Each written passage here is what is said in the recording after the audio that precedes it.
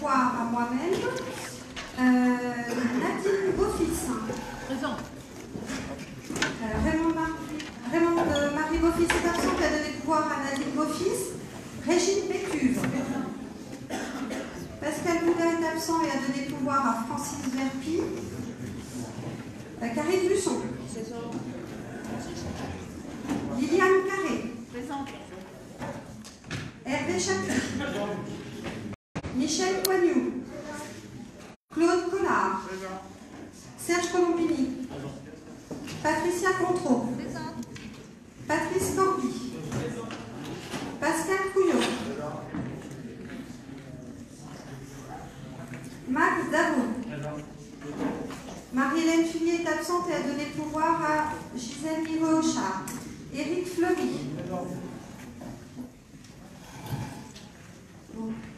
Annick Fournier. Oui. Thierry Gaudin. Jean-Pierre Gérardin. Denis Glaise est absent et a donné pouvoir à Arnaud Sainte. Brigitte Boudot est absente et a donné pouvoir à Roger Moreau. Laurent Grégoire. Franck Horry.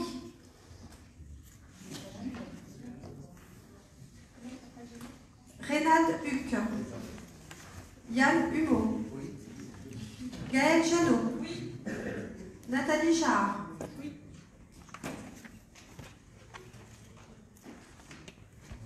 Fabienne Javot. Claudine Lobin. Pascal Lecomte. Lucille Lesens. Jean-Christophe Lethiers.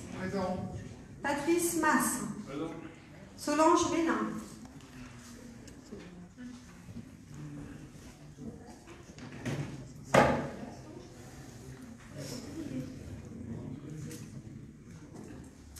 Donc, Élodie Ménard présente. Gisèle Mireux au chant.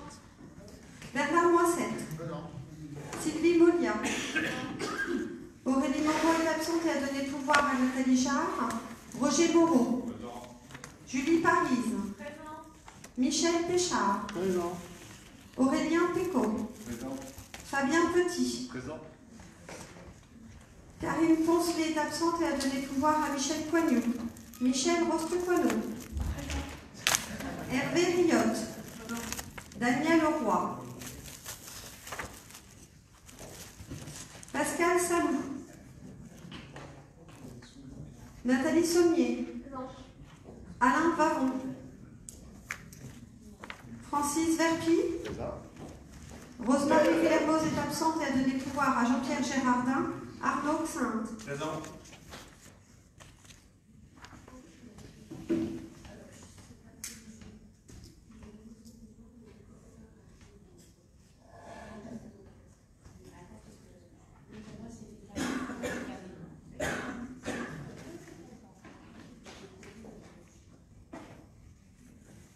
Alors, on a Monsieur Horry qui a donné pouvoir à Madame Busson.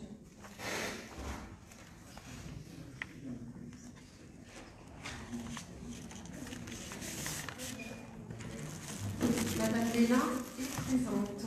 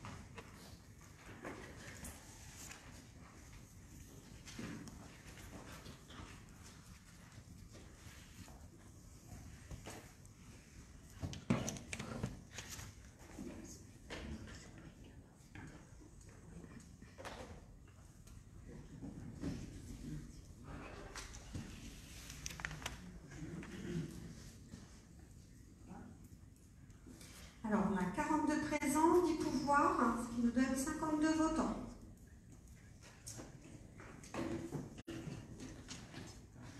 Alors, je voulais vous informer donc de la démission de Madame Lebègue Elle souhaite se retirer de cette fonction donc, de conseillère municipale car son emploi du temps ne lui permet pas de se rendre suffisamment disponible. Et elle disait également que sa motivation de départ était entachée par les tensions et guerres de clocher au sein du conseil municipal. Donc j'ai sollicité la personne qui était la suivante sur la liste, qui était Monsieur Auchard, qui du coup a fait un courrier portant à ma connaissance son refus de cette nomination. Et donc je vous informe de l'installation aujourd'hui de Madame Fournier. Donc je vous prie de l'accueillir bien comme il se doit au sein de notre conseil municipal.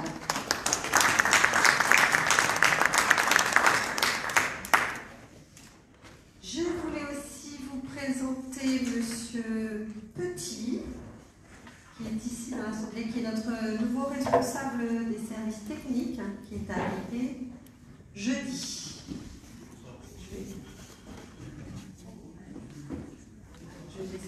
Tu sais que je ne vais pas pouvoir passer pour la même école. Bonsoir, je m'appelle Frédéric Petit, donc je suis arrivé il y a quelques jours dans la collectivité au niveau responsable des services techniques. Auparavant, j'étais à la ville de Troyes, et sinon, ça fait une vingtaine d'années que je suis dans la fonction publique et je suis ravi d'être ici. Merci.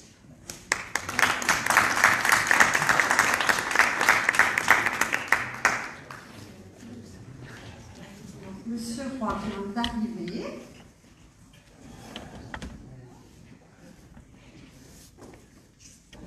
Donc, cela porte à 43 le nombre des présents et toujours 10 pouvoirs, ce qui fait 53 votants.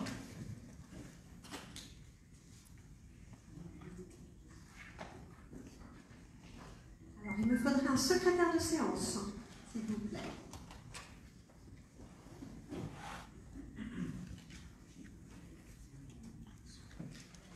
Alors, du coup, Solange, ou bien non, Solange, tu seras secrétaire de séance.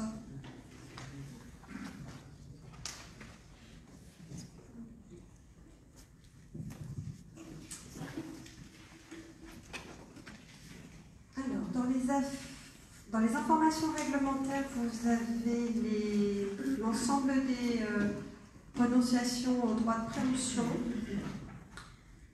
Concernant voilà, les demandes effectuées le mois dernier voilà, pour l'ensemble des communes déléguées de Charny-Valluzé. Donc nous allons procéder aux délibérations et donc dans les affaires générales, le premier point concerne la reconduction de la convention donc relative à la lutte contre l'habitat indigne dans le parc non conventionné avec, c'est donc une convention avec la CAF. Donc on avait préalablement une convention qui arrive à échéance au 31 décembre et donc il vous est proposé de reconduire cette convention qui pour le cas est donc de 5 ans, de 2023 à fin 2027. Est-ce que vous aviez des questions par rapport à ce sujet? Non. Eh bien, je vous propose de procéder au vote de cette délibération. Qui est contre? Qui s'abstient? Je vous remercie.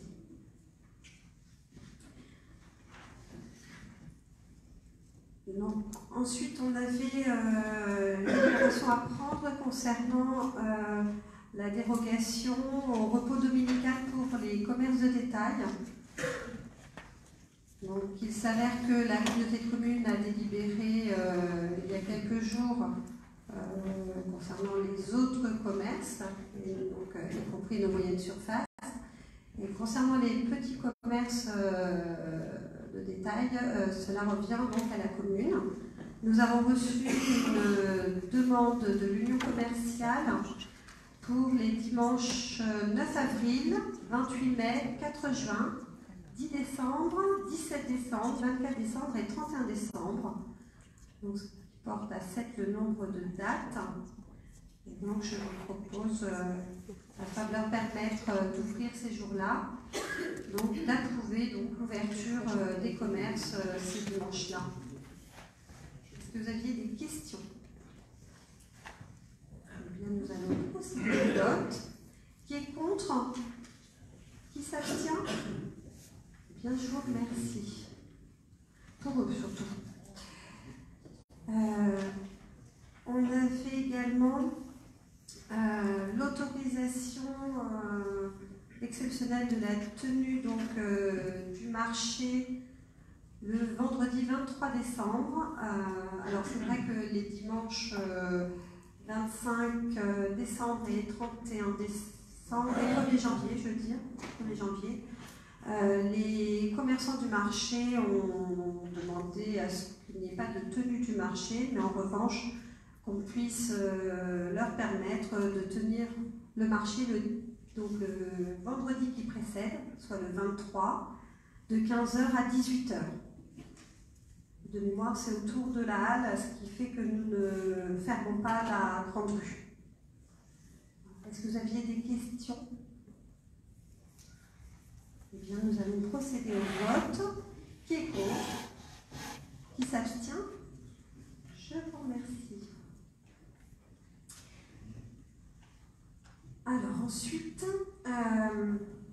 c'est pour m'autoriser à signer la convention relative à la mise en dépôt d'une station fixe d'enregistrement des titres électroniques sécurisés. Et il y a, je crois, 2 mois, on a délibéré pour avoir un dispositif mobile pour les titres sécurisés. Donc, cela comprend les cartes d'identité et les passeports. On a fait une demande et on a eu l'opportunité de demander un dispositif fixe. Et donc, il conviendrait aujourd'hui, si vous en êtes d'accord, pour que nous ayons ce dispositif de manière permanente sur Charnières-Épuisé, que nous délibérions et que nous vous autorisiez à signer cette convention pour que nous puissions établir. Alors ce serait dans les locaux de France Service, par les agents qui font également France Service, en dehors de leur temps réservé à France Service. C'est-à-dire qu'il y a un temps obligatoire dédié à France Service de 24 heures en même temps pour nos 2 agents, et donc sur le reste de leur temps, elles seraient du coup redirigées sur cette mission-là, d'établir, de réaliser les dossiers pour les cartes d'identité et passeports. Est-ce que vous avez des questions?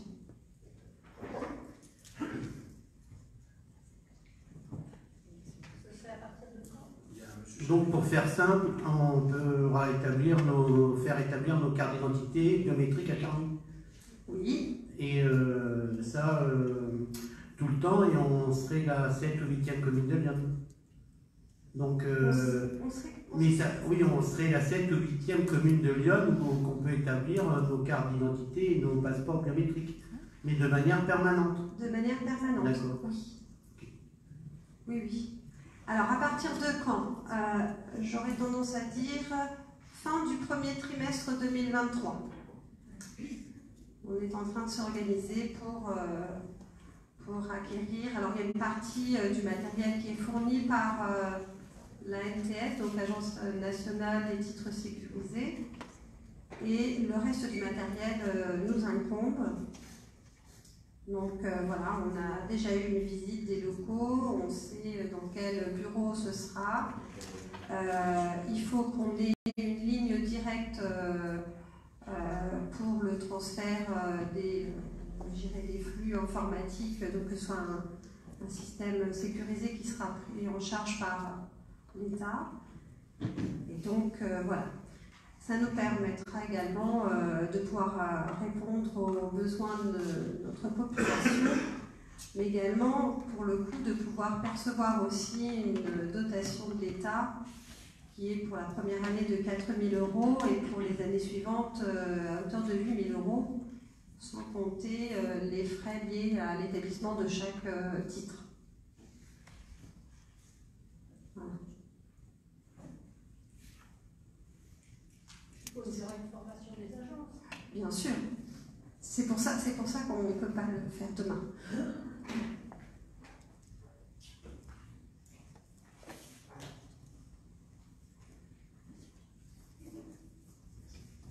Oui, juste une question, Madame la maire. Est-ce que c'est une démarche de longue haleine et de harcèlement auprès de la préfecture, ou est-ce que c'est une proposition de la préfecture? Alors, je dirais que ça fait quelques années que l'on se bat pour avoir ce dispositif sur la commune. En tout cas, moi, je peux dire que ça fait maintenant 2 ans que je me bats pour avoir ce dispositif. Il y a eu une opportunité, je me suis infiltrée dans la brèche, très vite. Voilà.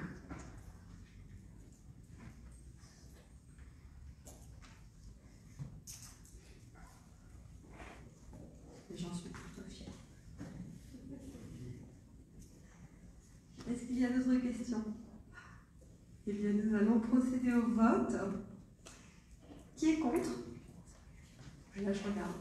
Qui s'abstient? Bien, je vous remercie. Donc, bien évidemment, on communiquera dès que nous pourrons, dès que ce dispositif sera opérationnel sur le territoire. Ensuite, il y a l'étude de faisabilité du réseau de chaleur. Sinon, je vais te laisser la parole.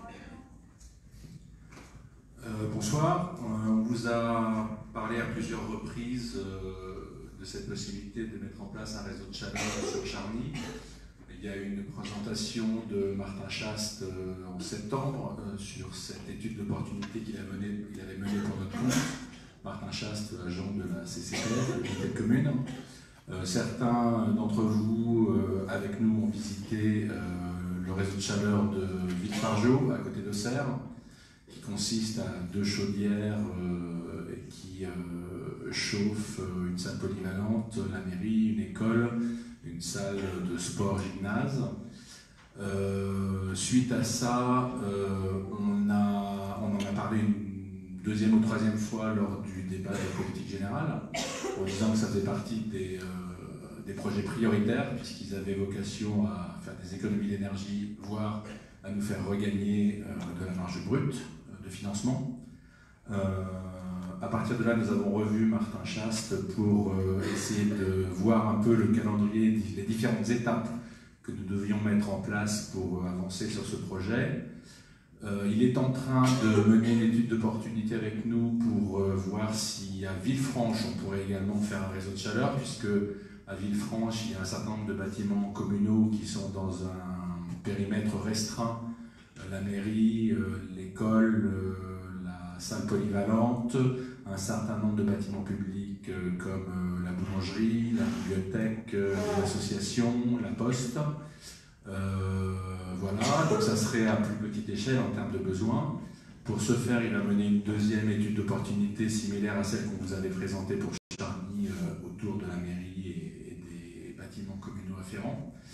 Et donc la prochaine étape, c'est de lancer non plus une étude d'opportunité, mais une étude de faisabilité.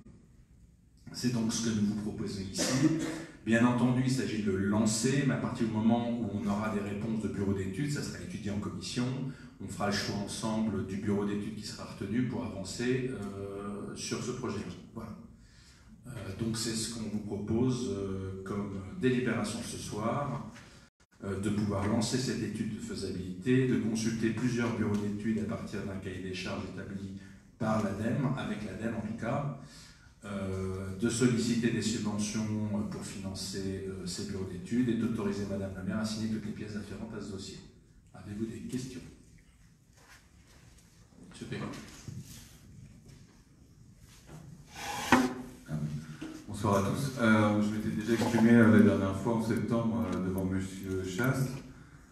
Évidemment, c'est un projet qui peut être très intéressant. J'avais déjà donné mon avis sur sur le projet en disant que c'était tout à fait la bienvenue. En revanche, pour moi, il y a un gros travail à faire en parallèle sur l'isolation des bâtiments. Si les bâtiments ne sont pas isolés, ça n'a aucun intérêt. Donc je voulais savoir quel est le travail qui a été fait en parallèle sur l'isolation de tous les bâtiments d'ailleurs qui sont cités. Oui. Et ça en fait un paquet. Oui. Alors on a rencontré le SDE hier dans un premier rendez-vous, une première réunion. Le SDE, et on vous proposera d'adhérer d'ailleurs au dispositif du SDE dans un prochain conseil municipal, qui s'appelle le CEP de mémoire, c'est ça ? Le CEP, qui est un département, disons, du SDE, qui a justement pour vocation à étudier, je dirais, les passoires thermiques, étudier les problèmes d'isolation sur les bâtiments, pouvoir chiffrer le coût des travaux afférents, etc. C'est-à-dire se comporter, disons, comme un bureau de préétude. Et évidemment, ça doit être mené en parallèle avec ce réseau de chaleur. Non seulement parce que ça n'a aucun intérêt d'essayer de faire des économies tout en laissant des déperditions dans tous les sens, mais deuxièmement parce que de toute façon, pour financer ces réseaux de chaleur, l'État et diverses collectivités financeurs exigent de toute façon que du travail d'isolation soit fait. Voilà. Donc ça aussi, ça sera étudié bien entendu en commission de travaux, etc. Merci. Monsieur le Thiers.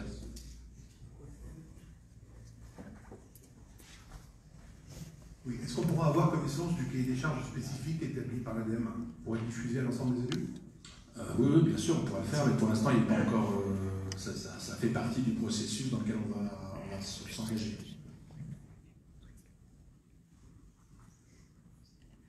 D'autres questions?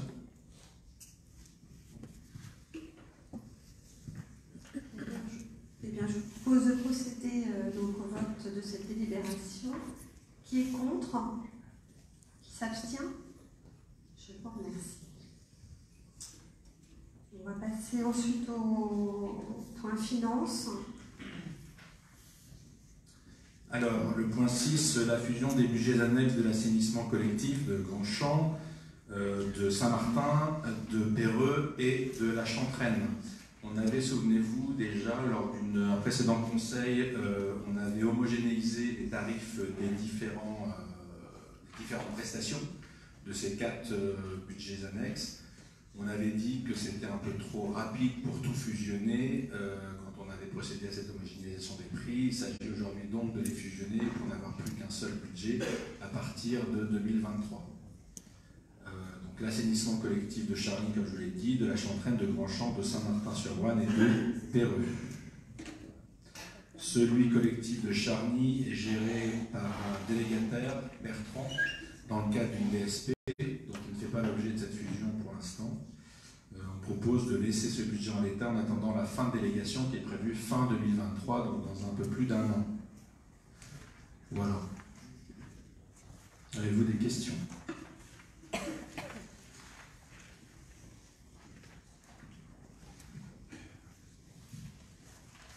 Eh bien, nous allons procéder au vote.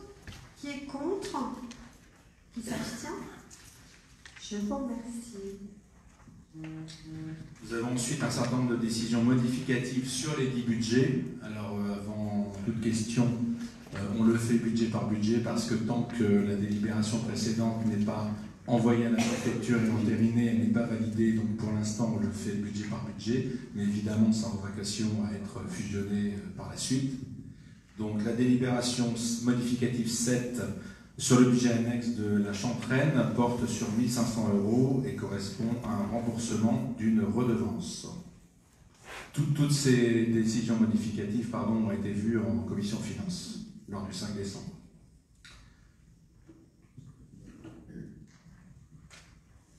Alors, nous allons procéder au vote. Qui est contre? Qui s'abstient? Je vous remercie. Décision modificative 8 sur le budget, cette fois-ci collectif de Grandchamp. Il s'agit de 50 €, c'est pour un amortissement. Voilà. Oui, tout ça sont des jeux d'écriture. Il n'y a pas d'impact financier de sortie d'argent ou autre. Alors, nous allons procéder au vote. Qui est contre? Qui s'abstient? Je vous remercie. Cette fois-ci, pour le budget annexe de Saint-Martin-sur-Ouane, il s'agit de 2 500 € pour entretien et réparation, donc avec les différents jeux de chapitres sur la section exploitation vers la section investissement.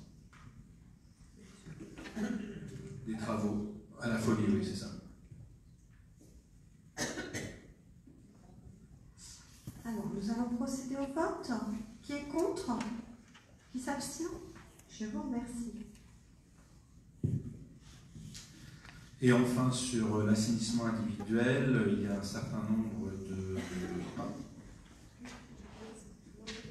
Oui, c'est ça, c'est vrai, c'est non collectif. C'est pareil. Donc il y a 10 590 € qui correspondent à la sous-traitance générale, 16 560 à des dotations aux amortissements.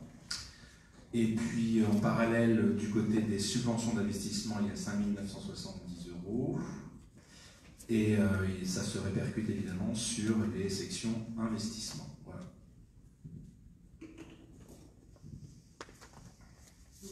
Oui. Oui, je suis un petit peu novice en finance, mais il y a quelque chose qui m'interpelle. C'est pourquoi on amortit des études de filière d'assainissement non collectif, à savoir, ça doit être des études qui ont dû être faites en 2018, sous convention avec l'agence de l'eau par le cabinet bureau d'études Havre, mais à savoir que la commune, nous sommes que boîte à lettres. Les subventions passent par nous, mais vont dans la poche du pétitionnaire. Parce que c'est des subventions qui sont déduites du coût final de l'opération. Aussi bien pour les études de la parcelle qu'après derrière, il y a eu quelques réhabilitations et ça doit faire pareil. Alors, est-ce qu'on est obligé, parce que normalement, quand on amortit une somme, c'est quelque chose à but répétitif. On amortit un bâtiment parce que demain, on est peut-être susceptible de reconstruire un bâtiment. Mais là, aujourd'hui, c'est quelque chose, c'est un service.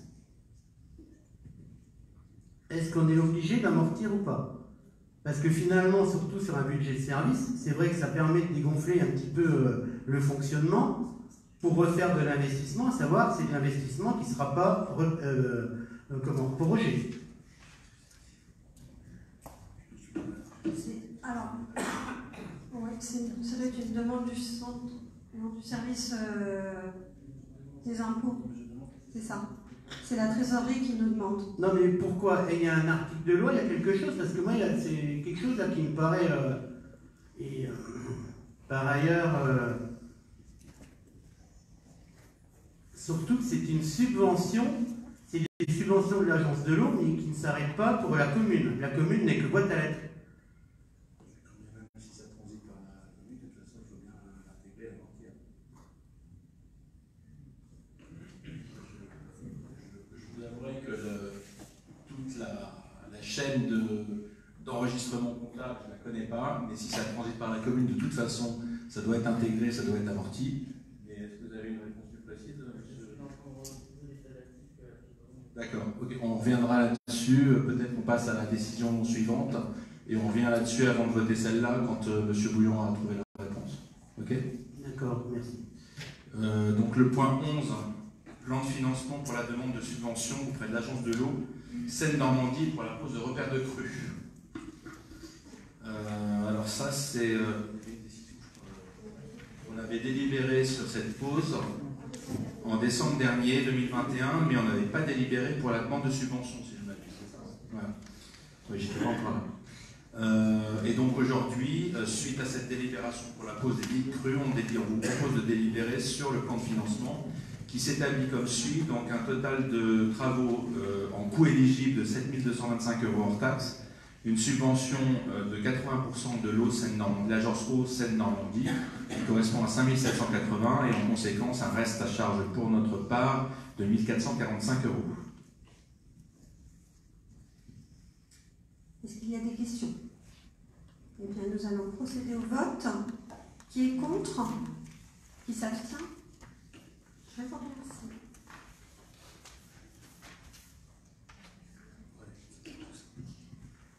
Ensuite, donc les délibérations pour l'octroi d'une subvention exceptionnelle donc à la section billard de l'USCOP, donc l'Union sportive de Chardonnay-Buzet. Alors c'est une subvention exceptionnelle à hauteur de 800 €. Donc je vais reprendre un peu la genèse. Afin de pouvoir concourir en championnat de France, la section billard avait besoin de réaliser des petits travaux, donc démolir une cloison, voilà, il y avait, pour pouvoir créer un espace entre guillemets, pour le public dissocié de l'espace des compétiteurs. Donc à cela, donc en effet, je m'étais engagée, puisque nos agents ne pouvaient pas réaliser les travaux, en tout cas en régie, nous n'avions pas le temps de le faire. Donc je m'étais engagée voilà, pour un montant maximum de 800 €. Et donc, en effet, j'avais vu avec la section billard pour qu'ils puissent donc se fournir auprès d'entreprises partenaires avec la collectivité, où on peut réaliser les mandats en direct, sauf que pour diverses raisons, cela n'a pas pu se faire, et donc il convenait ce soir de pouvoir rembourser à la section billard les 800 € dont nous nous étions, en tout cas dont je m'étais engagée et avec certains de mes élus pour la réalisation de ces travaux. Voilà, ce soir. Est-ce que vous aviez des questions? Alors, juste, ça ne comprend pas les travaux d'accessibilité. Ce sont des travaux d'aménagement, mais ce ne sont pas les travaux d'accessibilité qui étaient et qui sont encore nécessaires et qui faisaient partie de la programmation dans l'agenda ADAP. Voilà, donc il y avait une partie avec ça comprenait des portes et des modifications dans les sanitaires. Voilà. Puisque le reste, tout ce qui était en extérieur, les places de parking et le cheminement avaient dû être réalisés. Voilà. Donc du coup, oui, Jean-Pierre, tu avais levé la main, tu voulais peut-être poser une question? Oui. Donc ce que je voulais dire, c'est que sur le fond, il est évident que nous devons aider les associations qui sont la vitrine de notre commune.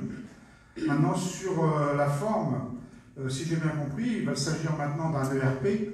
Donc c'est un changement de destination du local, parce qu'avant c'était une salle d'entraînement pour le billard qui servait à la fois pour l'entraînement et les compétitions, mais qui n'avait accès que les licenciés, qui sont donc couverts par l'assurance qui va avec leur licence. Donc maintenant ce n'est plus le cas.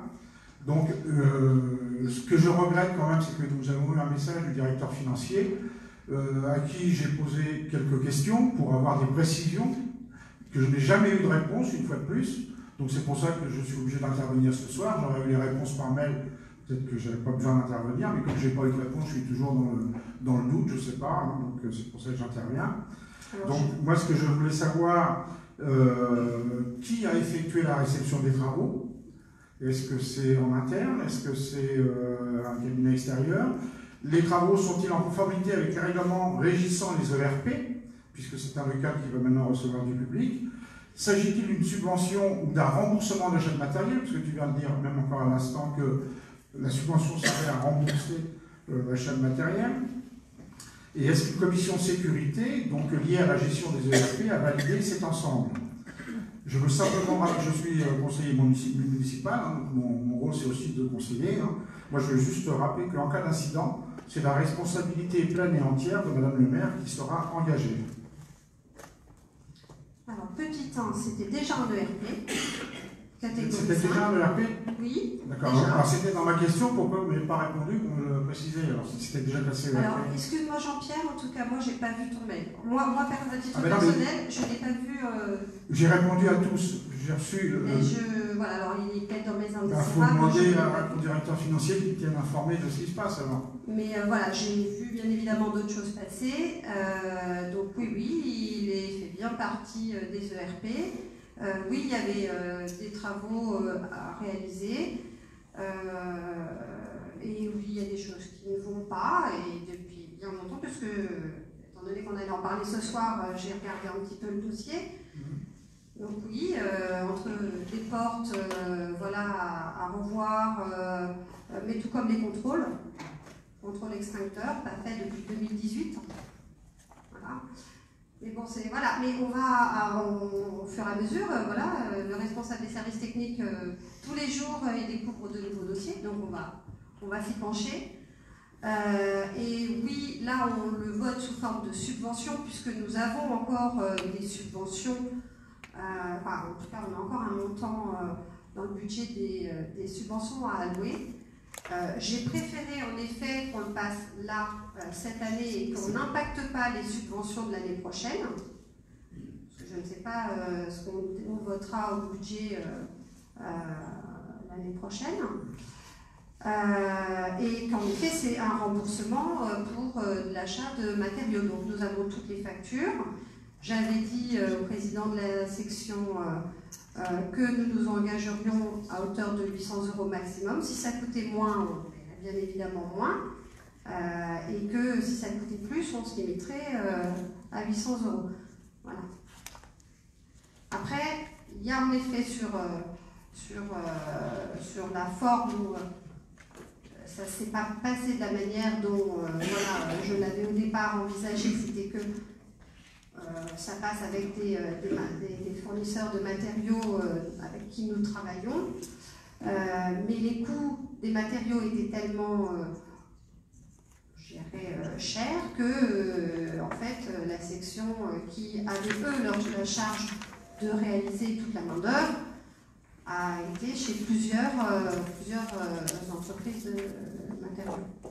Là, enfin, pour ça, tu as raison, il n'y a aucune. Donc c'est il pour n'y a ça aucun que problème. c'est pour ça que je le passe sous forme de subvention.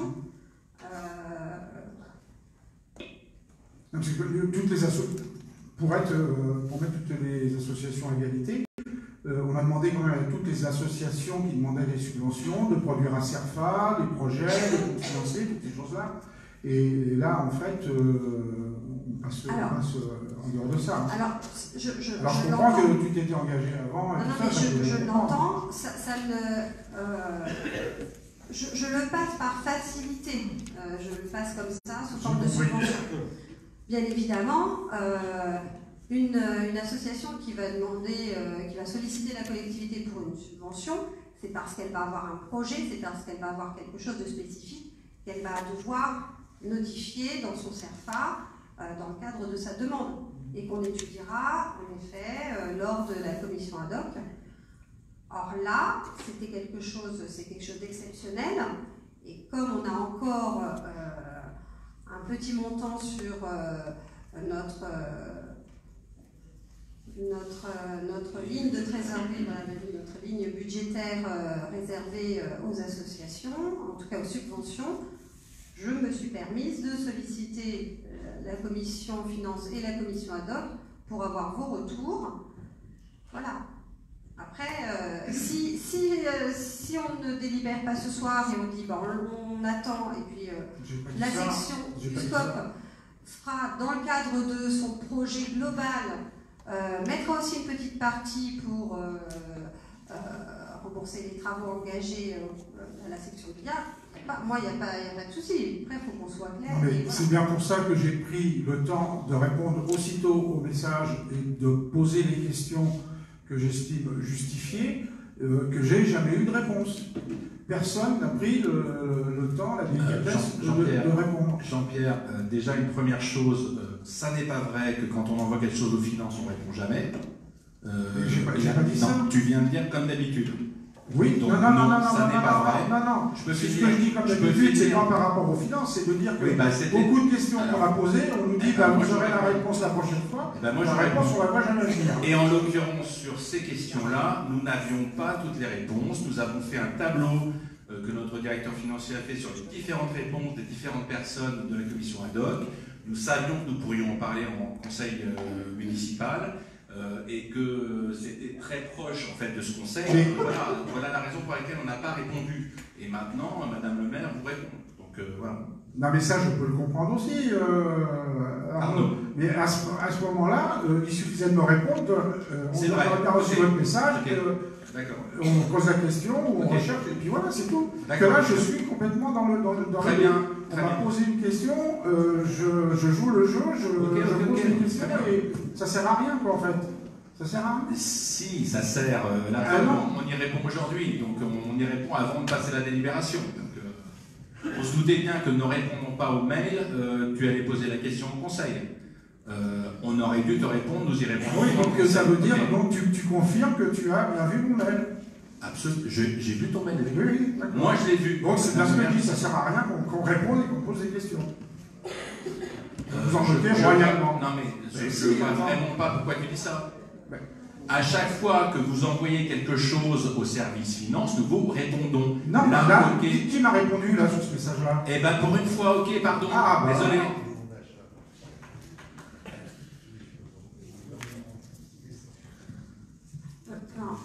Peu importe, on va avancer.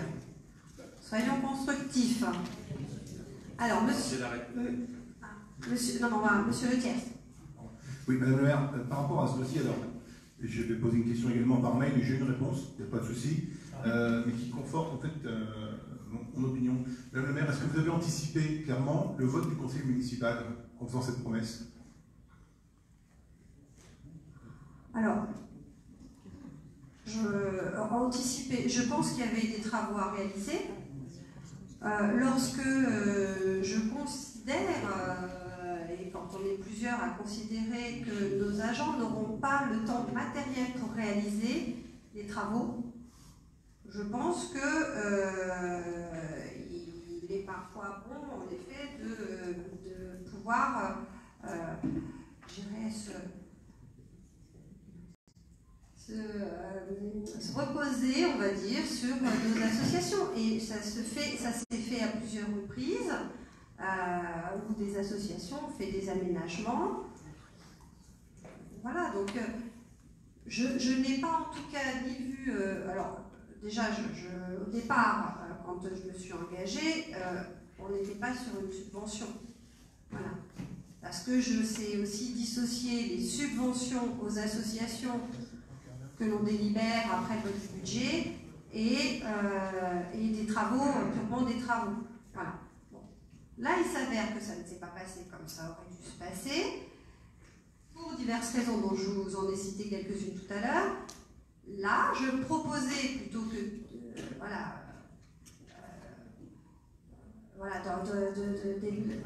parler pendant 2 heures d'un sujet qui, pour moi, n'a pas forcément lieu, c'était la facilité et que le billard, en tout cas la section billard, n'attendent pas encore 6 mois pour avoir leur subvention. Ils ont aussi une trésorerie à maintenir, et donc je proposais de rembourser ces 800 € dont je m'étais engagée. Alors ça leur a bien évidemment coûté plus cher, et moi, entre les matériaux, on se serait forcément fourni localement, ça aurait coûté plus cher, et le temps de nos agents aussi, ça nous aurait coûté. Je considérais que c'était peut-être plus simple de verser une subvention exceptionnelle, voilà, et voilà, maintenant, après, vous en êtes le juge, et puis chacun a le droit de s'exprimer, et il s'exprimera, voilà.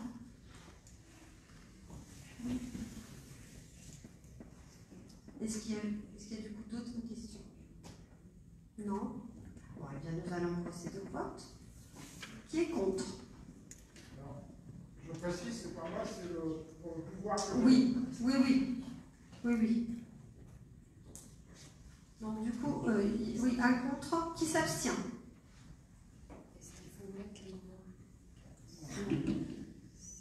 Alors, 1, 2, 3, 4, 5, 6, 7.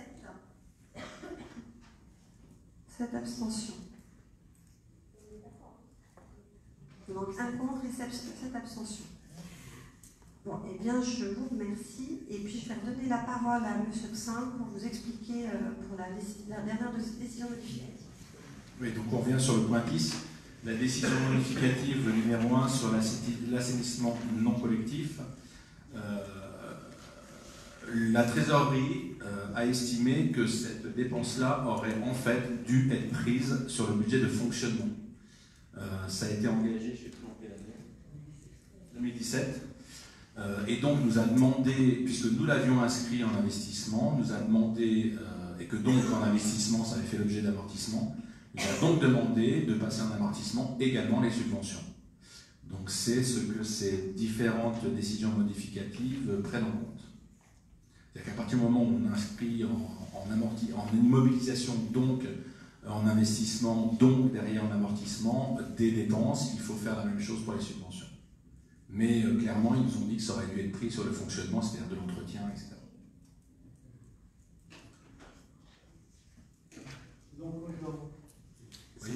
Donc aujourd'hui, on est en train de gonfler un budget, on est en train de gonfler de l'investissement qui ne servira à rien. On est en train de... C'est un jeu d'écriture. Non, c'est un jeu d'écriture, mais on va avoir des crédits en investissement qui ne serviront strictement à rien. Non, mais il y a une chance qu'il n'y a qu'à peu près 16 000 euros. Il y aurait 50 000 euros, ça serait pareil.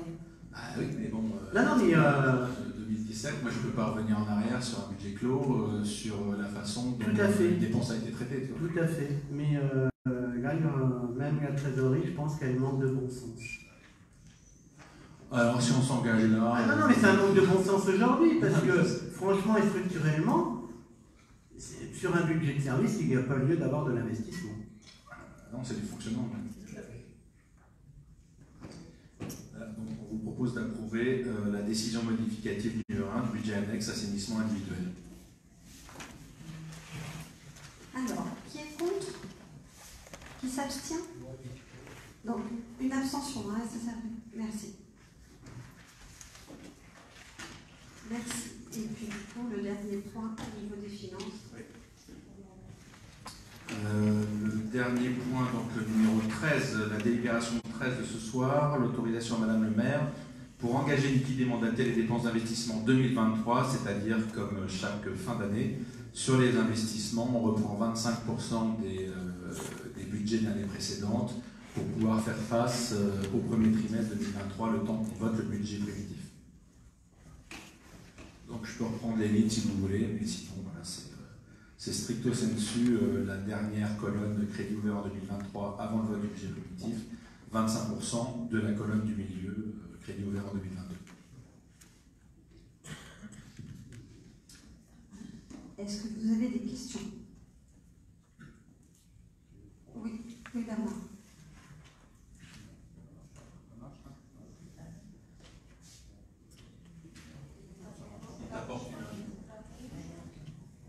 Oui, là c'est sur le budget principal et les budgets annexes. Absolument. Alors, sur les budgets annexes, j'avais posé la question à Madame le maire. Là, on vient de voter le regroupement des budgets annexes assainissement. Donc, comment ça va se passer en 2023? Parce que les budgets annexes assainissement, ils seront regroupés en un. C'est ça. Donc, ça va regrouper tout dans le même... C'est ça.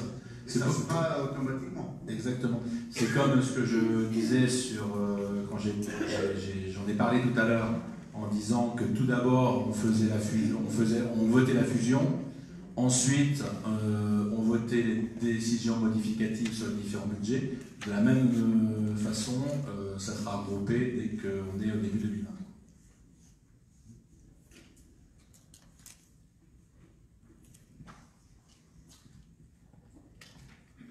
Oui, du coup, on avait ta réponse. Comment? On avait ta réponse. Ah, j'ai demandé. Bon alors, nous allons procéder au vote. Qui est contre? Qui s'abstient? Je vous remercie. Je voulais juste vous dire, il y a un agent qui va passer, vous faire signer les décisions modificatives. Voilà. Donc surtout, vous ne partez pas. Donc ensuite, on a toute la partie ressources humaines. Donc nous avons une première délibération pour le renouvellement de l'adhésion à la prestation retraite à façon, donc avec le centre de gestion. Donc c'est une prestation que l'on avait, ces années dernières.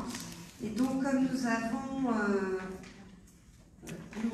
au moins un agent qui doit partir en retraite, il vous est proposé ce soir de délibérer pour ce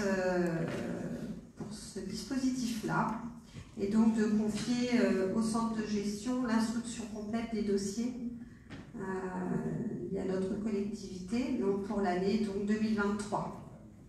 Donc on vous a remis les montants des participations financières en fonction des prestations. Voilà. Est-ce que vous avez des questions par rapport à ça? Non? Eh bien, du coup, je vous propose de procéder au vote. Monsieur Girardin. Non, je ne prends pas au vote. Oui, non, mais c'est ce que j'allais dire, j'allais l'annoncer. Donc, qui est contre? Qui s'abstient? Je vous remercie. On a également le renouvellement de la convention de partenariat, donc toujours avec le centre de gestion, pour la mise en place du dispositif donc, de signalement des actes de violence, discrimination, harcèlement et d'agissement sexiste. Donc on a aussi on a déjà délibéré concernant ce dispositif. Alors, à ce jour, aucun agent ne se serait tourné vers le centre de gestion concernant l'un de ces signalements. Et donc, voilà, je vous propose ce soir de renouveler ce dispositif puisque nous pouvons nous le réaliser en interne. Est-ce que vous avez des questions? Alors, nous allons procéder au vote. Donc Jean-Pierre, tu participes toujours pas, tu ne prends pas part au vote. Alors, qui est contre? Qui s'abstient? Je vous remercie. On a ensuite donc à délibérer concernant une convention de transfert d'un compte épargne-temps d'un agent. Donc c'est un agent qui a rejoint la collectivité. Et donc j'ai juste une petite rectification à donner parce que nous avons donné, je crois, 11 jours à la commission du personnel. Alors que nous avons le retour, puisque l'agent n'a apparemment pas posé tous ses congés et donc a mis des jours supplémentaires sur son compte épargne-temps, je crois que nous sommes à 19 jours. Voilà. Je voulais faire une petite rectification.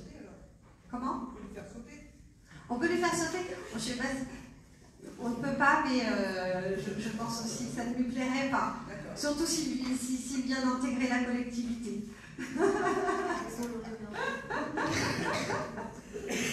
Voilà. Donc, est-ce que vous avez des questions à ce sujet? Voilà, nous allons procéder au vote.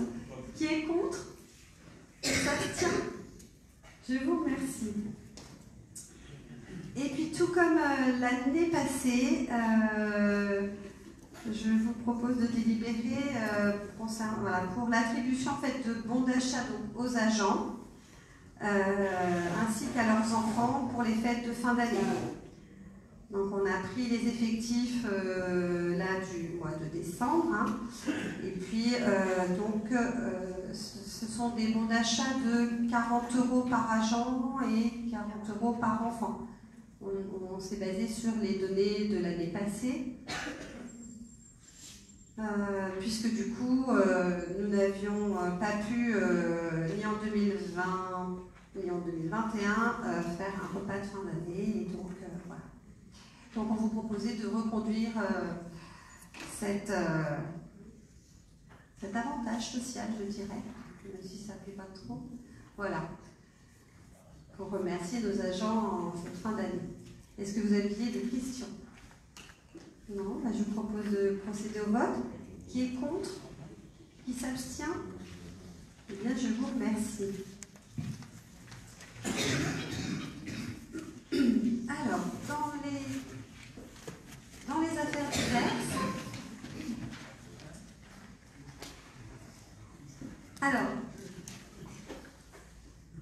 Je voulais vous transmettre les remerciements du docteur Farah. Il vous remercie tous pour l'aide qu'on a pu lui apporter pour exercer ses missions au service de la population, puisque du coup il avait été détaché dans le cadre du Covid-19. Et puis là, il a pris définitivement sa retraite. Donc voilà, il tenait à vous remercier tous. Voilà. J'avais aussi, on a reçu un petit appel au don pour le don du sang. Ils seront sur Charny, donc le 5 janvier, de 8h à 12h30, ici même, donc à la salle polyvalente. Je voulais aussi vous informer de la signature de la convention cadre des petites villes de demain qui a eu lieu jeudi dernier, donc le 15 décembre à Saint-Sauveur, en présence du préfet. Je voulais vous informer également de la signature du pacte des territoires en présence du président du département qui a eu lieu aujourd'hui même à Mézille. Je voulais vous faire un petit point alors sur l'éclairage public. Nous avons modifié, comme nous en avions parlé, les horaires de l'éclairage public. En revanche, ces changements n'ont pas encore été effectués sur la départementale 943 qui relie donc Joigny à Montargis et qui concerne les communes de Villefranche, communes déléguées de Villefranche et d'Issy. Mais du coup, voilà, ça va s'organiser. Il y a également certains dysfonctionnements de points lumineux sur certaines de nos communes déléguées. Si vous en constatez, n'hésitez pas à nous les relater. Voilà. Il y en a bon, quelques-uns dont nous avons connaissance. Et puis, voilà, on est en lien avec le prestataire du syndicat d'énergie. Et donc, voilà. Si vous avez, puisque on voyage sur le territoire, mais on ne peut pas être dans tous les lieux dits, si vous avez voilà, des remontées à nous faire, voilà, n'hésitez pas. Je voulais vous faire un petit point également sur la fibre. Donc là, ça va concerner plutôt les 2/3 du territoire, puisque je n'ai pas encore eu rendez-vous avec le prestataire Bayonne, qui s'occupe du sud du territoire. En ce qui concerne le sous-traitant Sogetrel, les sous-répartiteurs optiques de Chevillon, Villefranche et Charny pour la majorité vont être réceptionnés prochainement. Le dernier sera celui de Chêne-Arnoux, puisqu'on a eu un petit incident et donc on a le boîtier, la chambre à changer. La fin, en tout cas, du déploiement pour ces deux secteurs est prévue pour la fin mars, avec une commercialisation par les opérateurs normalement courant de l'été. Voilà. Alors, ils ont eu également quelques retards en raison de difficultés d'approvisionnement de câbles. Et là, c'est lié directement à Altitude, puisque les sous-traitants sont obligés de se fournir auprès d'Altitude. Petit point également sur le plateau sportif. On est en train de chercher les subventions possibles pour vous présenter le projet de manière dans sa globalité. Voilà.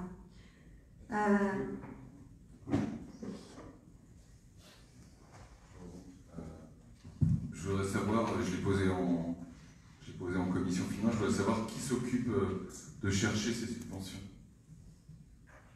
au sein de la mairie. Alors,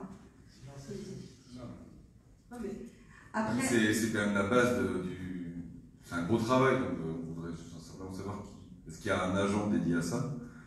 Alors, pour l'instant, il n'y a pas d'agent dédié à ça. C'est principalement le service des finances qui va être en charge des recherches de subventions.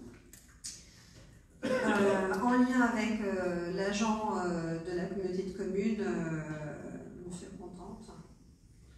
qui lui est un agent de la communauté de communes, un chargé de mission qui est dédié et qui est mis à disposition des communes pour les recherches de subventions. Ceci étant, de mon côté, je cherche aussi, j'ai déjà lancé quelques lignes. Très bien, seulement, donc c'est très bien de chercher, seulement nous, ne faisons pas, enfin moi personnellement, partie de la commission Sport Association, je ne sais pas comment est le projet. Donc, vous cherchez des subventions sur la base du projet qui a été présenté à une petite dizaine d'élus de cette commission, c'est ça? Oui, alors le projet. Parce qu'on ne l'a pas vu, donc vous cherchez des. Vous allez vous faire. Je vais faire taper sur les doigts.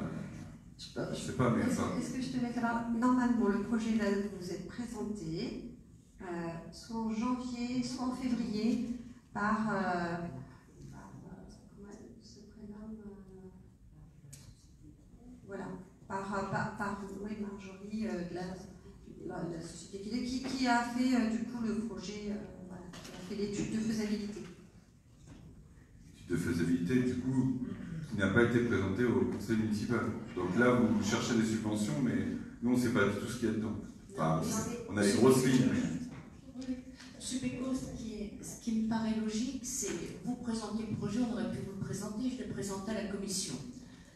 Monsieur Moe pourra vous le dire, parce qu'il en fait partie.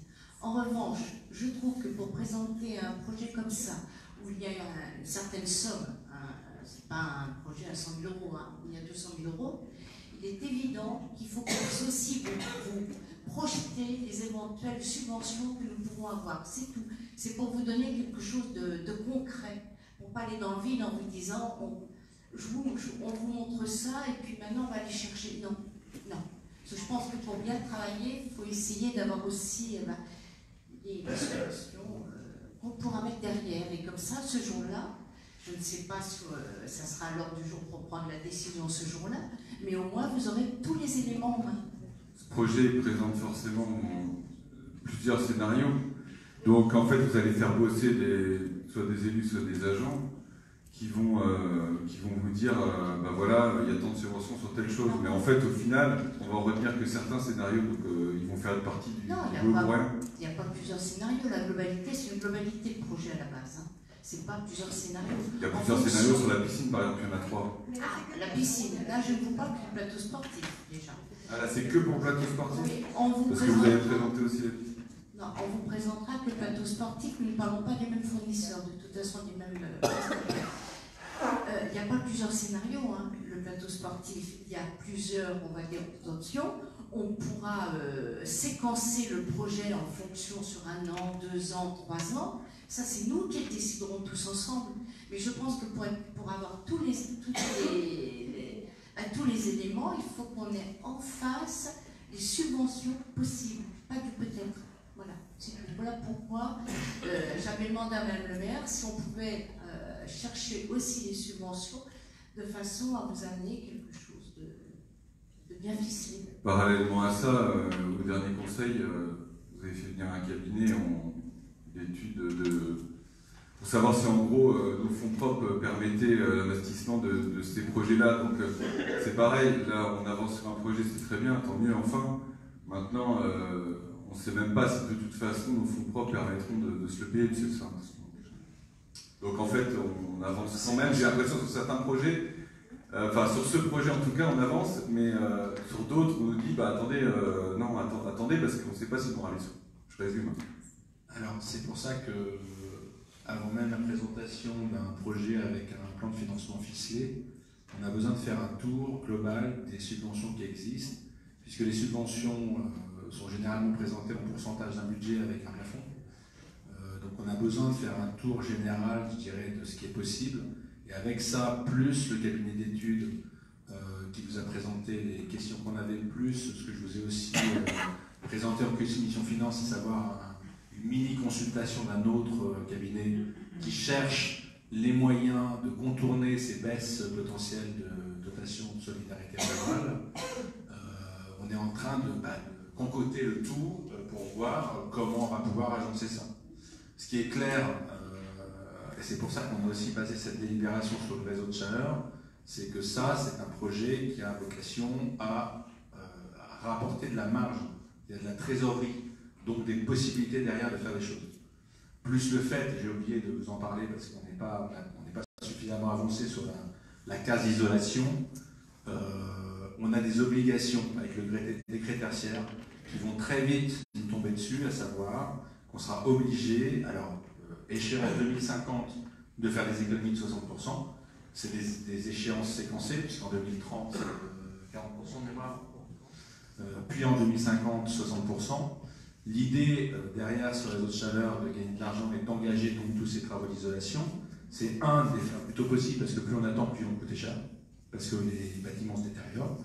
Et deux, de partir sur l'échéance 2050, plutôt que de se dire on fait petit et puis derrière il faudra faire tout. Donc on a ça à prendre en compte, plus le travail sur l'analyse des différentes composantes de la DSR pour voir comment on peut contourner cette baisse de DSR, plus les différentes possibilités de dotation à droite à gauche avec leur pourcentage et leur plafond. On va concocter tout ça et on mettra en place un plan pluriannuel d'investissement qui englobe le tout et qui sera vraisemblablement présenté lors du débat d'orientation budgétaire. Okay. Après, je pense que c'est aussi pour avoir une meilleure... C'est vrai, il va y avoir des décisions à prendre et pour une meilleure prise de décision, on est obligé quand même... C'est pas tout vous présenter le projet avec un montant global, il faut quand même qu'on puisse aussi vous présenter le financement. Ça, je suis complètement d'accord, mais en fait, ça vaut pour tous les projets. Si on avait qui était avancé autant que celui de Madame Jaron, on pourrait le faire pour tous les projets dans ce cas, avant même d'avoir le retour de l'étude. Bon, il s'avère que ce projet-là est avancé. C'est très bien. C'est-à-dire qu'on est un peu coincé par cette question de DSR et de possibles pertes de 400 ou 800 000 euros. Si on perd clairement les 800 000 euros annoncés en 2024, on n'a plus de marge brute. Donc ça veut dire plus d'emprunt possible. Attendez la fin d'études avant de dire ça. J'ai dit si. C'est pour ça qu'on avance sur le plateau sportif parce que le projet est annoncé, mais on avance aussi sur le RP Sud puisqu'on a eu des retours de CLE et Madame le maire va en parler. Et on avance sur les eaux de chaleur.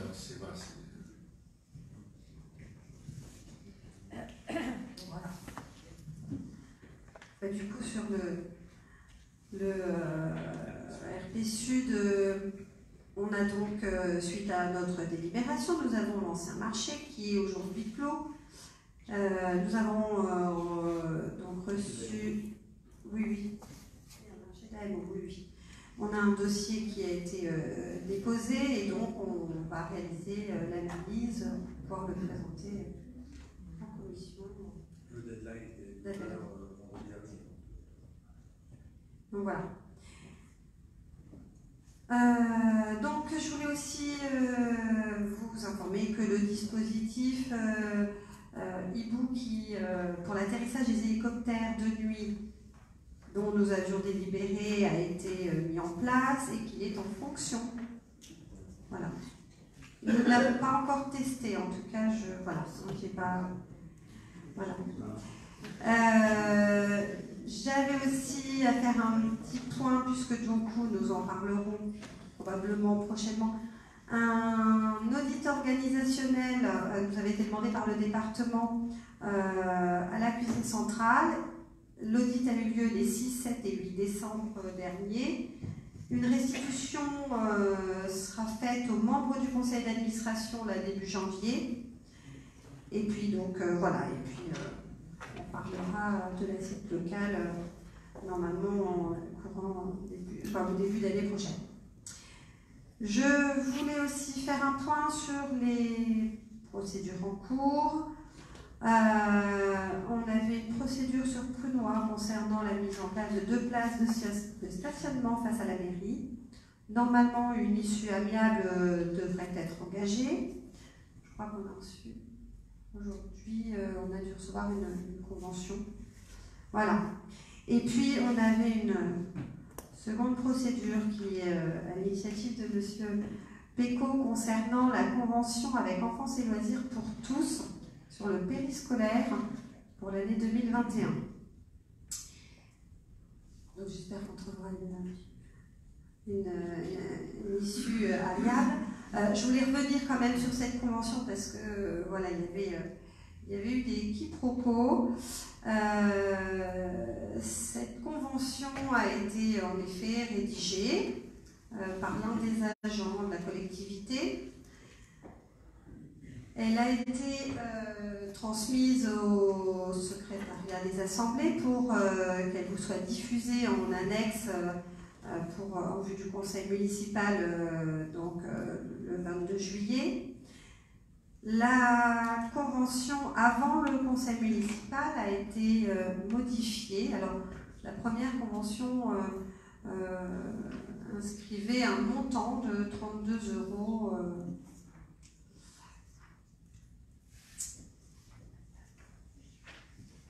Pour reprendre la phrase qui posait souci, donc celle qui vous avait été transmise en vue du conseil, il y avait la phrase « En application d'un coût forfaitaire horaire facturé par l'association Enfance et Loisirs pour tous à 32 € à la commune de Charnières-et-Puisaye ». Cette phrase-là a été modifiée, la convention a été modifiée le 22 juillet, le jour du conseil municipal, exactement à 15h57. Et donc, nous avons délibéré le soir avec le projet que vous aviez eu, où était mentionnée cette phrase avec 32 € de l'heure. Sauf que cette convention, modifiée avec le retrait des 32 €, a été transmise à Enfance et Loisirs le 30 juillet pour signature. Voilà, donc oui, je reconnais et je dis voilà ce soir que la convention que nous avons délibérée en conseil présentait la phrase et qu'elle n'apparaissait plus dans la convention qui a été transmise ultérieurement à Enfance et Loisirs. Voilà. Ceci étant, depuis quelques mois, nous sommes sur une nouvelle convention avec le centre de loisirs. Voilà ce dont je voulais vous faire part. Juste un petit mot. J'ai trouvé important et j'ai trouvé l'incident suffisamment grave pour effectivement en informer le tribunal administratif de Dijon.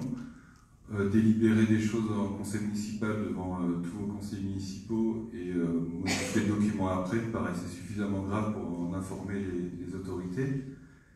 Vous avez donné l'explication, apparemment c'est un manquement d'un agent, si je comprends bien. Il n'empêche que voilà, c'est un manque de vigilance et c'est vrai que quand vous avez l'habitude depuis le début du mandat de dire qu'on tape dessus et que en gros qu'on permet de ne pas faire avancer les choses, là clairement les faits sont là et si on va au bout de la procédure au tribunal, il est clair que voilà. Donc, je ne sais pas si on va y aller, on verra, mais en tout cas ça me paraissait suffisamment grave et c'est pour ça que je l'ai fait. C'était évidemment pas contre vous personnellement, mais contre le fait que voilà, le conseil municipal est là pour délibérer des choses et que les documents ne doivent pas être modifiés après. Et je vous remercie pour votre explication. Mais pour le coup, voilà, j'ai repris l'ensemble des informations et je sais reconnaître quand... J'entends, merci. Je voulais faire un point aussi sur deux projets de photovoltaïsme. Le premier, c'est un projet d'agrivoltaïsme qui d'ailleurs a déjà fait l'objet d'une délibération pour une mise en compatibilité du plan local d'urbanisme par la communauté de communes de Puisaye-Forterre.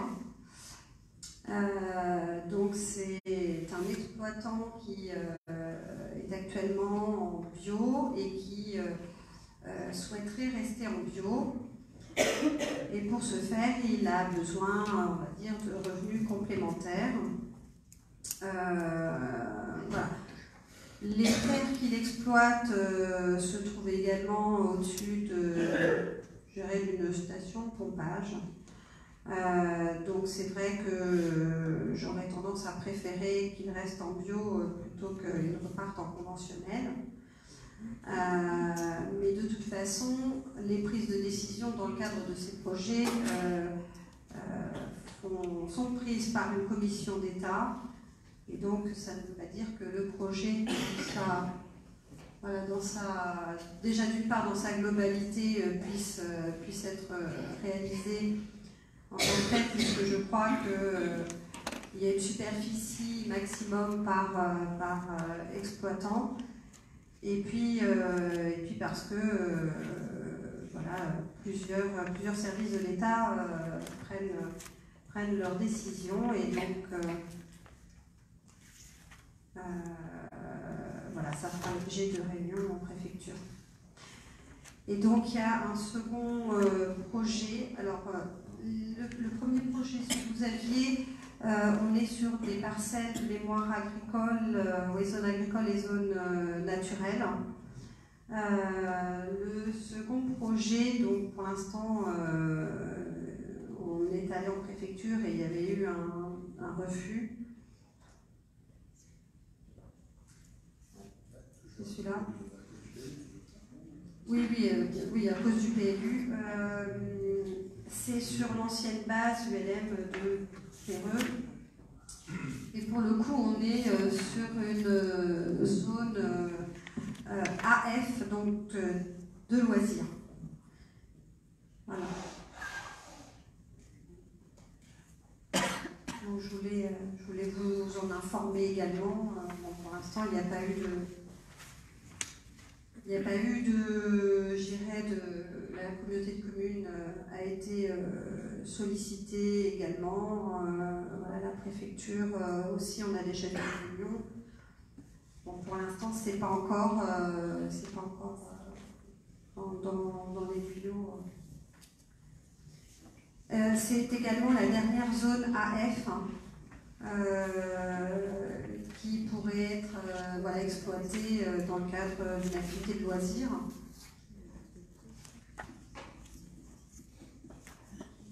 Voilà, c'est également à savoir. Moi, j'avais dit que je vous présenterai succinctement, et si vous avez besoin des différents supports, on pourrait vous les transmettre pour avoir une idée. Et puis à ça, je pense très fort à M. Thiers, où je vais avoir normalement prochainement, puisque ça devait être aujourd'hui, rendez-vous dans le cadre de la prospection d'éoliennes. Il y a que moi qui suis con. Non, voilà. Donc je vous en tiendrai informé lorsque je les recevrai. En ce qui me concerne, je pense que j'ai fait le tour. Si mes adjoints avaient à prendre la parole.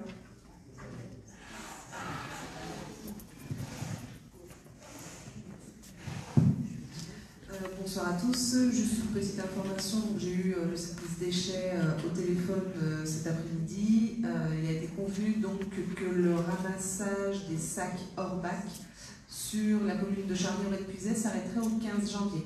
Donc ils sont en train ils déposent des papiers pour prévenir toutes les boîtes aux lettres, tous les foyers qui présentent un sac, ils déposent un papier en boîte aux lettres pour rappeler de se munir d'un bac et donc de contacter le service déchets pour demander un bac. Donc voilà, ça est depuis l'été que c'est comme ça, donc au bout d'un moment il faut arrêter. Donc au 15 janvier, donc on laisse passer les fêtes, et au 15 janvier, il sera demandé que l'ensemble des foyers de notre commune aient un bac. Donc à tous les habitants qui n'ont pas encore fait de demande de bac, il suffit de contacter le service déchets de Ronchère et de demander un bac qui leur sera livré. Voilà.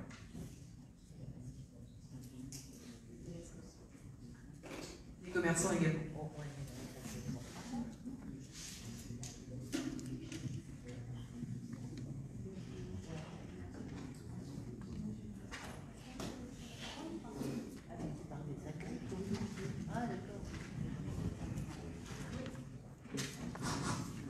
Moi, je voudrais juste vous parler de la SNCF, la ligne de chemin de fer à Charny. Donc, il y a 6 mois, on a fait une demande à la SNCF pour qu'elle soit nettoyée. Donc, nous avons eu une réponse il y a à peu près 1 mois, donc une réponse positive. Nous avons été reçus par la SNCF l'année dernière. Nous avons fait une tournée de voies. Et donc, suite à cette tournée, la ligne va être nettoyée à peu près de la gare de Charny jusqu'à la route de la Motte. Donc, ça fait à peu près 4 km. Il y en a pour 45 000 €. Bon, c'est la SNCF qui paye, évidemment. Suite à ça, bon, les riverains, si par la suite ils veulent continuer à nettoyer un peu devant chez eux, ils pourront le faire, parce que la SNCF ne recommencera pas. On a eu beaucoup de mal à les persuader de nettoyer. Donc on a eu la chance d'avoir une réponse positive. Donc normalement les travaux devraient commencer le 9 janvier, les derniers renseignements que j'ai. Donc voilà.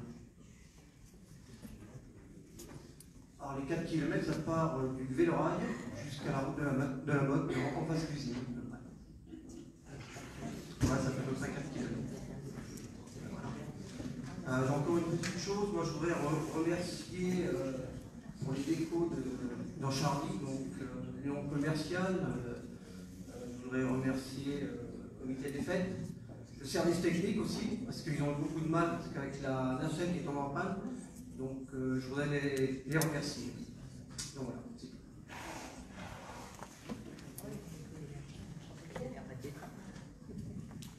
Moi, je voulais juste vous donner une information.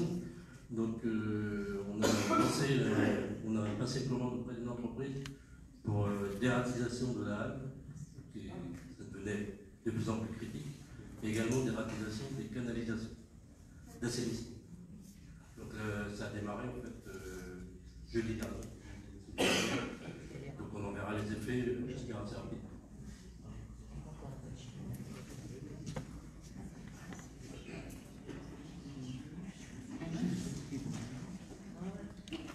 Juste, si je voulais aussi, parce que du coup on a eu un petit... on a eu un petit incident lorsque nous avons voulu remettre en service la pompe à chaleur de l'école la cantine garderie de Charny. Voilà, l'entreprise qui est en charge de la maintenance et qui donc vient très régulièrement nous informer de la défaillance d'un compresseur. Donc cette pièce a été commandée tout de suite. Elle est en attente de livraison. Donc en attendant, nous avons mis des chauffages d'appoint, tout comme l'entreprise qui nous réalise la prestation de maintenance. Voilà, pour pouvoir pallier donc au manque de chauffage. Donc nous maintenons en effet une température généralement autour des 19 voire 21 degrés, mais il s'avère que en effet elle a pu être inférieure durant une matinée, le temps que la chaleur elle se propage totalement dans les locaux. Voilà. Donc on a averti nous les parents de cette chose-là, et donc je tenais également à vous informer de ce petit souci que nous avons rencontré. Voilà. Ceci étant, dans l'école il fait très chaud pour avoir eu un rendez-vous là-bas. Moi j'en ai presque terminé. Oui. C'est toujours sous garantie? Alors, il est toujours sous garantie ou pas? non, je crois que ce n'est pas une pièce qui est en garantie. Ce sont les premières choses que je demande quand je les appelle. Et donc, le portail ne fait pas partie de la garantie. Le compresseur étant à l'extérieur du bâtiment ne fait pas partie de la garantie. Voilà.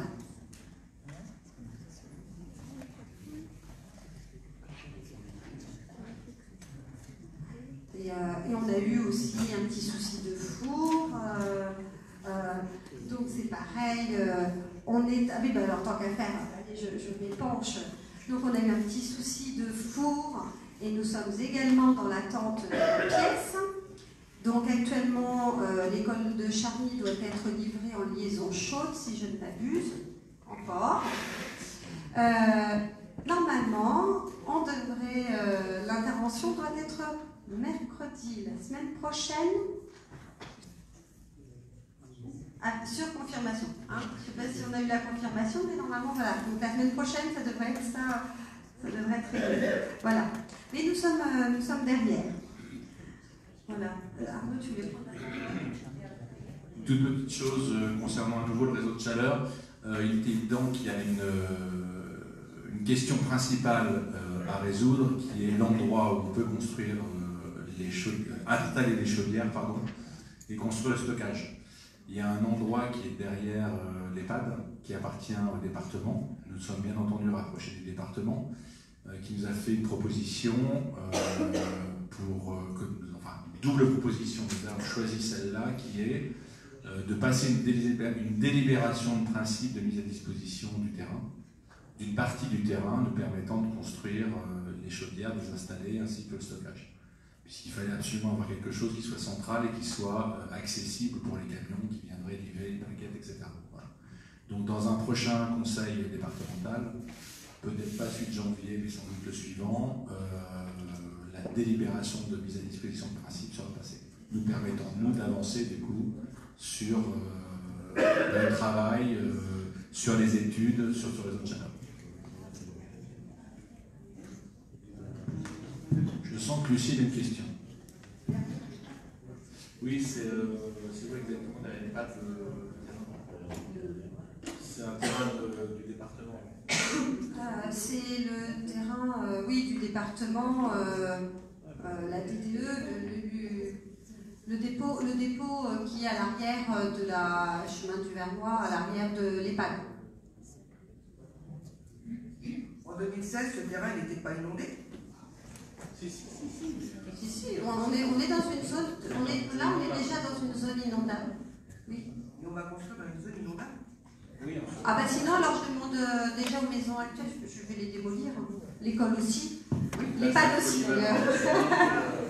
Sauf que tout ça, ça a été fait pour certaines choses avant 2016. Depuis, on a vu l'inondation, donc je pense qu'il y a d'autres réflexions à avoir. Alors le problème c'est que... Il n'y a pas d'autre solution? Bah va falloir réfléchir alors. Désolé. Lucille, je te rappelle que nous avons un plan local d'urbanisme intercommunal qui nous contraint fortement dans les constructions. Et que nous ne pouvons plus construire. Alors après, ça implique forcément d'être à une certaine hauteur au-dessus de la cote NGF et ceci, cela. Mais oui. Pour envoyer en amont? Non. Non mais en même temps l'endroit doit être surélevé puisqu'il y a un quai de déchargement pour les plaquettes. Donc de facto déjà il sera surélevé. Et l'idée étant le minimum obligatoire c'est une surélévation de 50 cm. Mais on ferait exactement comme ce qu'on a fait sur l'installation du NRO rue du Billois, c'est-à-dire 70 cm. Mais bien entendu ça doit être étudié, bien entendu ça doit être accepté, etc. Mais le PLUI nous contraint très fortement, on a très peu de possibilités. On ne va pas de la même surface non plus. On est d'accord. Bah oui, non, mais d'accord. Mais de toute façon, les bâtiments dont on sait qu'ils peuvent bénéficier de ce réseau de chaleur, il y en a la moitié en zone inondable déjà. Donc, et l'autre moitié de l'autre côté de la route de la Motte. Ça veut dire que de toute façon, il faut trouver un endroit pour installer les dispositifs centraux pour pouvoir irriguer derrière la chaleur dans les différents bâtiments. Et c'est donc ici. Et à part mettre ça dans le parc de la mairie, ce qui n'est pas possible parce que ce sont des arbres centenaires qu'il faudrait replanter ailleurs, et puis j'ai pas vraiment envie d'installer une chaudière là, enfin plusieurs chaudières, mais on n'a vraiment pas beaucoup de possibilités. Alors on est d'accord que le PLU mériterait d'être révisé, mais ça c'est une autre question à laquelle je m'attelle aussi.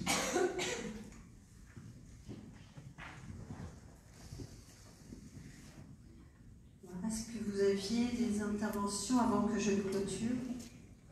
Alors, je peux savoir monsieur Péchard. Oui, d'accord. Alors, monsieur Péco. Clôturera avec l'intervention de monsieur Péchard. Alors je voulais fêter un anniversaire ce soir, puisqu'il y a un an, le 21 décembre, on s'était réunis tous, enfin quelques-uns, quelques élus. On a été un très beau groupe de travail pour réfléchir à l'avenir de la halle. Donc voilà, je voulais fêter l'anniversaire de cette commission qui en fait qui s'est réunie qu'une fois, donc l'année dernière, le 21 décembre. Donc demain ça fera un an. Blague à part, en fait depuis on n'a jamais entendu parler de ce groupe de travail. Groupe de travail qui, je vous le rappelle, ça s'est fait en live, en concert et en conseil d'ailleurs, où ce groupe a été créé un peu, vous avez senti qu'il fallait le créer, donc il a été créé. On s'est donc réunis à une petite quinzaine d'élus de la majorité, de votre majorité, certains qui ne font pas partie de votre majorité, j'en faisais partie. Ça a duré, je sais pas, une bonne heure. C'est le principe. Et c'était super, parce que on a réussi à trouver la future fonction de la halle, c'est-à-dire une salle multi-activité où on pourrait à la fois diffuser des films, faire des réunions privées ou publiques d'ailleurs, une salle d'exposition, un ascenseur qui pourra d'ailleurs être très discret, Si on dit à l'architecte l'ascenseur doit être discret, il pourra l'être au passage. Depuis rien, comme l'a rappelé Max Davo, on est en train de tourner le remake de Ratatouille. Et donc, mais bon, c'est en train de s'arranger, donc ça va. Mais c'est dommage parce que la pauvre halle, non mais là, blague à part, la pauvre halle est en train effectivement de sacrément se dépérir. Il y a 2 ans et demi, vous avez mis de quoi renforcer. Depuis, il n'y a pas non plus des travaux qui ont été opérés là-dessus. Je m'inquiète beaucoup pour le bâtiment emblématique de Charny, au rez-de-Puget d'ailleurs. C'est quand même un peu notre emblème de la commune, parmi d'autres, mais celui-là est quand même très important. Donc voilà, donc ce projet qui était quand même... franchement, je suis sorti de cette réunion où j'étais vraiment hyper enjoué. Et un an naïf aussi peut-être, mais au bout d'un an, voilà. Alors, je vous vois venir, vous allez me dire comme tout à l'heure que on ne sait pas si on va avoir la finance, mais on avance pour le projet de Mme Javon, le projet de Mme Javon, qui est très impliquée sur ce projet, du plateau sportif. On va chercher des subventions pour son projet. Pourquoi, du coup, depuis un an, on ne travaille pas sur ce... En plus, on sait où on va, et on est tous d'accord pour aller sur ce projet de la halle. Pourquoi ça n'a pas avancé? On l'avait un petit peu greffé sur le projet d'aménagement de Centre-Bourg.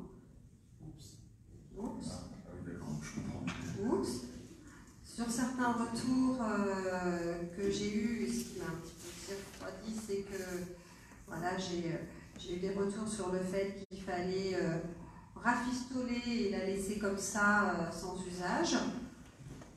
Je pense que je suis peut-être un petit peu encore dans la digestion.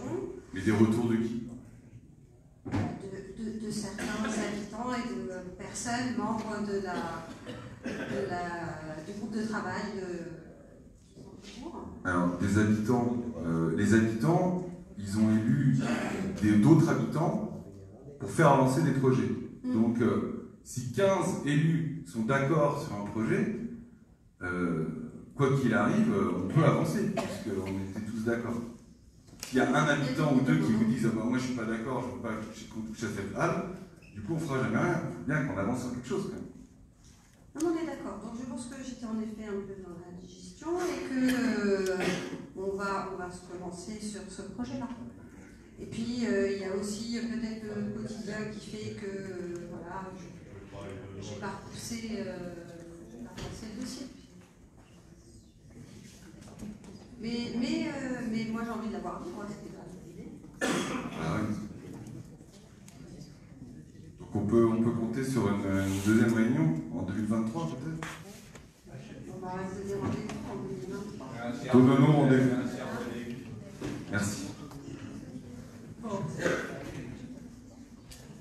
Alors Monsieur Péchard.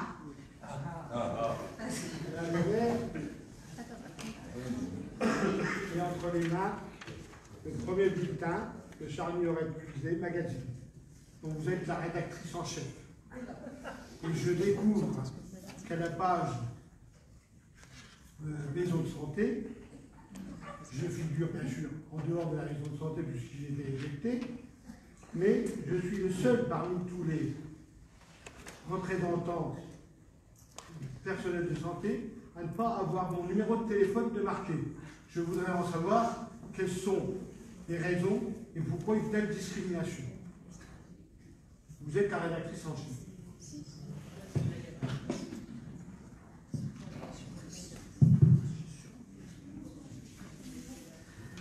Alors, Monsieur Péchard, donc en tant qu'adjointe à la communication, je m'excuse parce que c'est un oubli dans la relecture que j'ai faite donc du magazine. Tout simplement. Métier.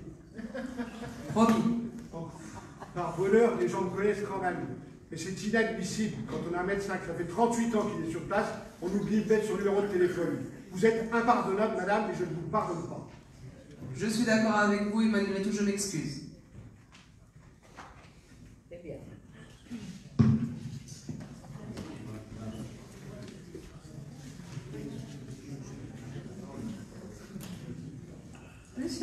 Oui, dans 5 jours, c'est Noël, madame la maire.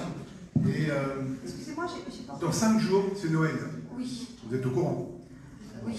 Pour le coup, je voudrais savoir si vous allez en profiter pour demander au Père Noël, parce que je vois plus que lui qui peut nous dépanner, des micros et une retransmission vidéo qui fonctionne pour que tous les Charnicois, excusez bien sûr les 14 villages, puissent profiter des débats du Conseil et s'ils sont au courant de ce qui se passe. Est-ce que vous l'avez inscrit sur votre liste au Père Noël? Et j'en profite pour vous souhaiter à tous un joyeux Noël.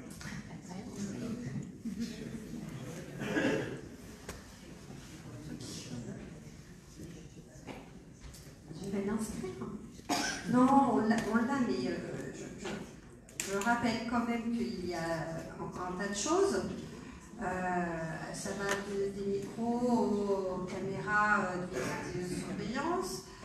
Voilà, donc il y a quand même pas mal de choses, pas mal d'investissements aussi à prévoir. Donc il faut aussi qu'on vous fasse part au fur et à mesure, il faut qu'on délibère, il faut toujours rechercher aussi les subventions. Il y a aussi voilà, beaucoup de choses. Alors oui, je suis peut-être pas là où vous voudriez que je sois tout le temps, mais j'essaie de faire mon possible pour voilà. Donc, on va le mettre sur la liste du Père Noël et puis on va essayer d'y réfléchir pour 2021. Voilà, comme la...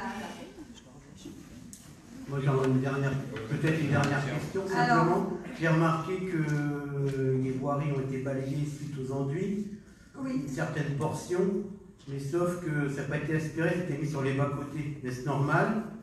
Premièrement, et je pense qu'aujourd'hui on est en pleine campagne de régulation des granulats et ainsi de suite. Et mettre ça sur les bas-côtés, c'est pas très esthétique ni très adroit.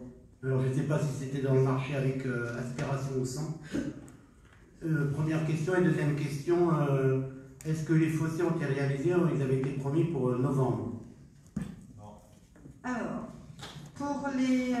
j'ai eu connaissance en effet aujourd'hui que les gravillons avaient été mis sur les bas-côtés. Je n'ai pas regardé le marché, ce que cela comportait. Donc nous allons regarder. Mais oui, ça a été balayé, en effet, ça a été mis sur les bas-côtés. Ensuite, c'était sur les fossés, donc non. L'entreprise qui devait réaliser a eu un souci avec sa pelle. Donc, elle est actuellement en cours de réparation. Voilà ce que j'ai comme information. Et ils vont intervenir dès qu'ils le pourront. Voilà. En ce qui concerne les gravillons, j'ai vu le camion aspirateur à Marche-Beton hier.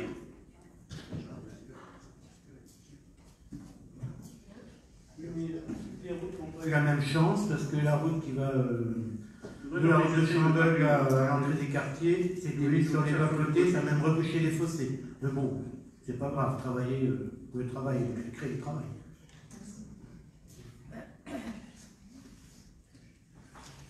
Bon, et bien sur... Oui, alors, d'Ivoire.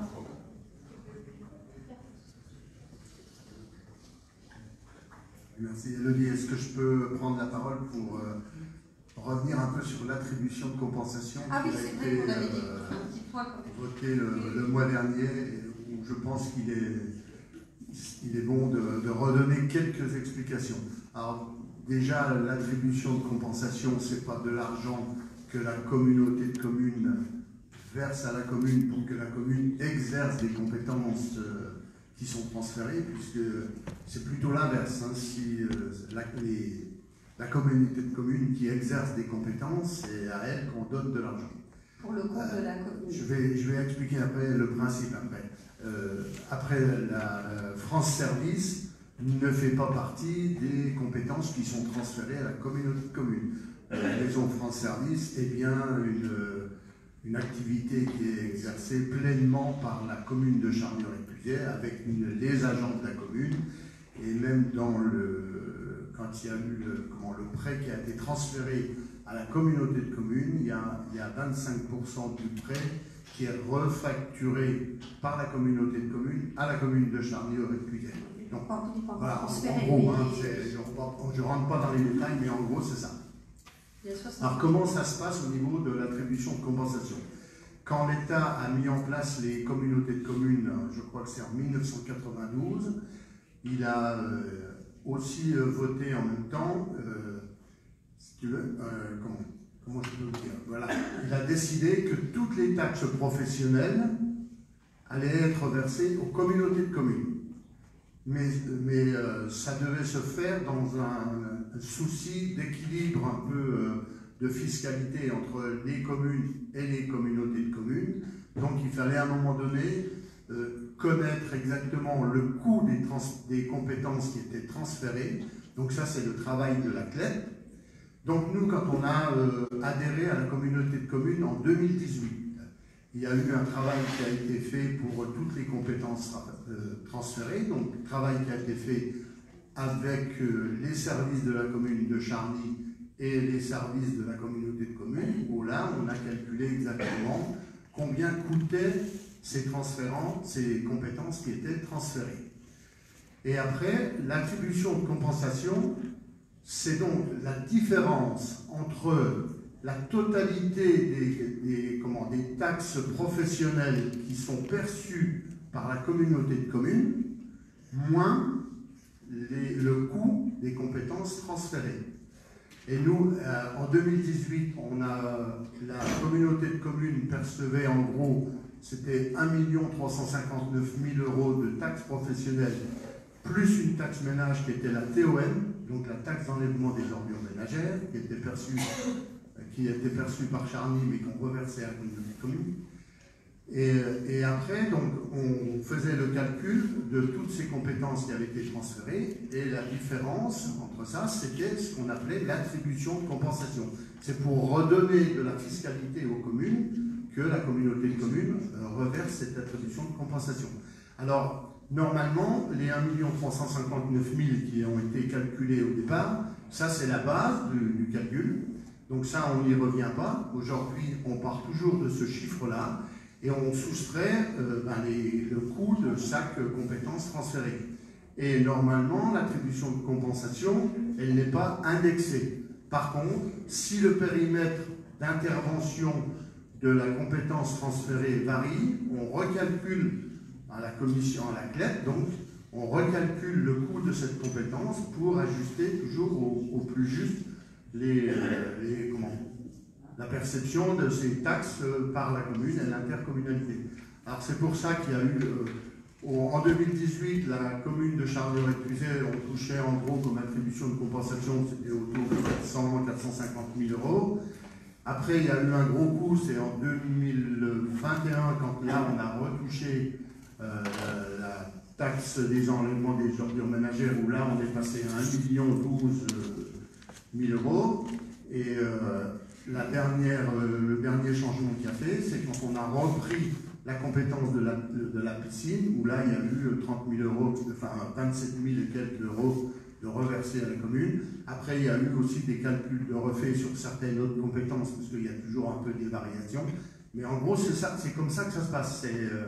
Voilà, c'est la somme des taxes perçues par la communauté de communes sur tout ce qui est taxes professionnelles. Alors ça, après, on peut donner à ceux qui le voudront tous ces taxes professionnelles, qu'est-ce que c'est, et moins donc le coût des compétences transférées. Voilà, c'est comme ça que ça se calcule une attribution de compensation.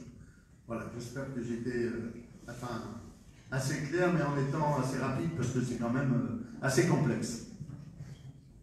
Il n'y a plus d'intervention. Voilà, Jean-Pierre. Non, c'est juste une question. Je voulais savoir si tu envisageais de présenter tes vœux à la population, et si oui, la date. Ah, excuse-moi, je t'ai coupé l'herbe sous le pied. C'est exactement. Bon, j'ai rien dit, je te laisse faire. Excuse-moi. Donc, j'allais vous dire que les vœux auraient lieu à Charny le vendredi 6 janvier, à 20h, ici même. Et puis pour les vœux dans les communes déléguées, on vous fera parvenir, de toute façon on communiquera dessus, on vous fera parvenir éventuellement le tableau. Moi je voulais remercier également toutes les personnes qui avaient participé à la décoration de cette salle. Voilà, je sais qu'il y a un certain nombre de membres d'associations qui ont participé. Je les en remercie. Et puis, je vais vous souhaiter une bonne soirée, de bonnes fêtes de fin d'année. Et puis, je vous invite à partager un dernier verre, le dernier verre de l'amitié de l'année. Voilà. En tout cas, je vous remercie à tous. Je lève la séance. Bonne soirée.